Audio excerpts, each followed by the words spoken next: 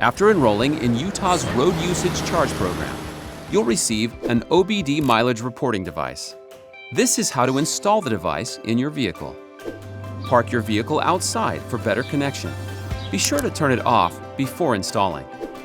Find your car's OBD port. It'll be under your steering wheel, most often on the left side. Plug in the OBD device. It's equipped to transmit mileage data to Emovis, the commercial account manager. Download and open the DriveSync for Utah DOT app. You will create a new account in the app. Turn on your car to take a picture of your odometer using the app. Submit the photo by following the app instructions.